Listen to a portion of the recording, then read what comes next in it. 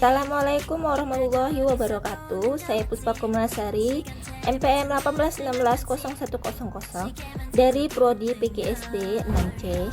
Di sini saya akan mempresentasikan simulasi pembelajaran SD mata kuliah Pak Ridho Agung Juantara.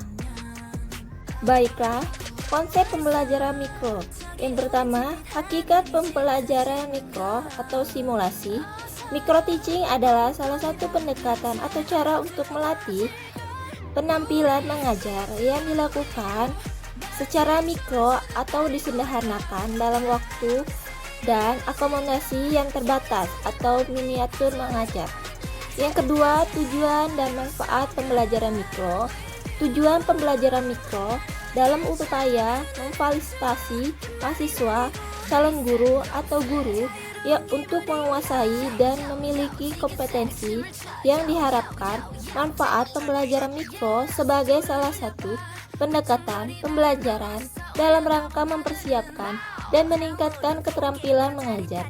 Perlu dipahami bahwa pembelajaran mikro merupakan salah satu bentuk inovasi model pembelajaran untuk mempersiapkan dan meningkatkan mutu guru, terutama berkaitan dengan keterampilan mengajarnya.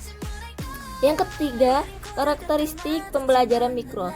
Gambaran sesuai kelas, biasa, dan kelas mikro, suasana kelas nyata peserta didik, media, materi, metode, waktu. Sedangkan suasana mikro, peserta didik, mini, media mini, metode mini, materi mini, waktu mini. Bentuk penyederhanaan dalam pembelajaran mikro tersebut adalah merupakan ciri khas atau karakteristik utama dari pembelajaran mikro. 4. Prinsip pembelajaran mikro. Yang pertama, prinsip perhatian dan motivasi. Kedua, aktivitas. Ketiga, balikan dan penguatan. Keempat, tantangan. Dan kelima, perbedaan individual. 5. Unsur-unsur pembelajaran mikro. Yang pertama, micro teaching is real teaching. 2. Micro teaching listen the complete of normal classroom teaching. Ketiga, micro teaching focus on training for the accomplishment of specific text. 4. Micro teaching allows for the inclusive control of practice. Metodologi pembelajaran. Yang pertama, pembelajaran dalam kurikulum 2013. Ada tematik terpadu adalah pembelajaran terpadu yang menggunakan tema. Sedangkan pendekatan saintifik adalah pembelajaran yang mendorong anak untuk melakukan keterampilan ilmiah sebagai berikut. Yang pertama, mengamati. Yang kedua, menanya. Yang ketiga, mengumpulkan informasi. Yang keempat, negosiasi. Yang kelima, mengkomunikasikan. Kedua, penerapan pembelajaran tematik. Yang pertama, pengaturan jadwal pembelajaran tematik. Yang kedua, pemanfaatan teknologi informasi dan komunikasi atau TIK dalam pembelajaran. 3. Persiapan dan pelaksanaan kegiatan pembelajaran, yaitu yang pertama, kegiatan pendahuluan. Yang kedua, kegiatan inti. Yang ketiga, kegiatan penutup. Ketiga, penilaian proses dan hasil pembelajaran. Yang pertama, penilaian kompetensi sikap atau afektif. Kedua, penilaian kompetensi pengetahuan atau kognitif. Yang ketiga, penilaian kompetensi keterampilan. Keterampilan dasar mengajar. Yang pertama, keterampilan membuka pembelajaran.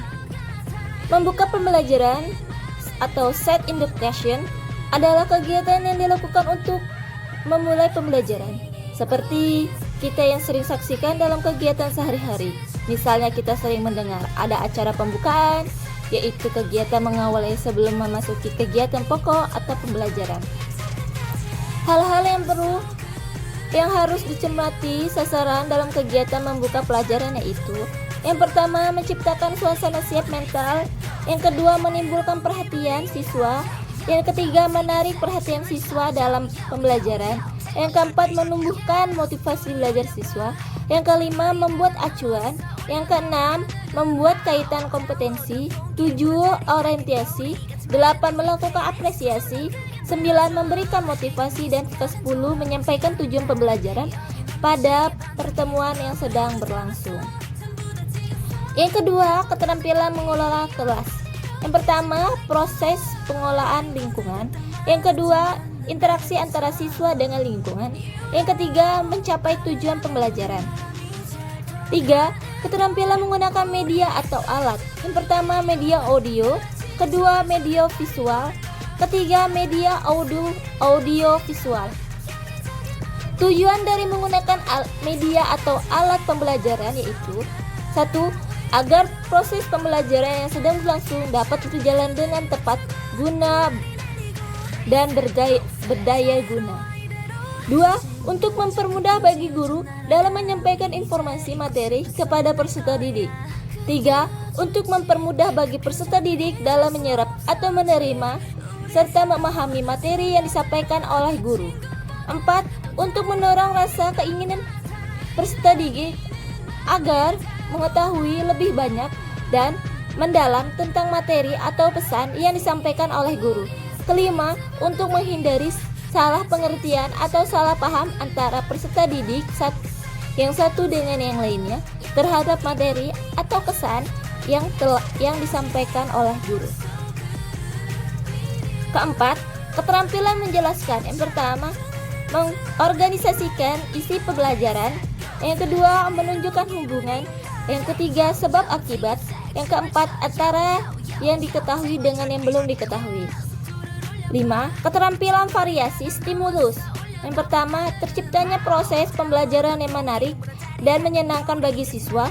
2. Menghilangkan kejenuhan, kebosanan sehingga akibat dari kegiatan yang bersifat rutinitas. Yang ketiga, meningkatkan motivasi dan perhatian. Keempat, mengembangkan sifat keingintahuan siswa terhadap hal-hal yang baru. Yang kelima, menyesuaikan model pembelajaran dengan cara belajar siswa yang berbeda-beda. Yang keenam, meningkatkan kadar aktivitas belajar siswa.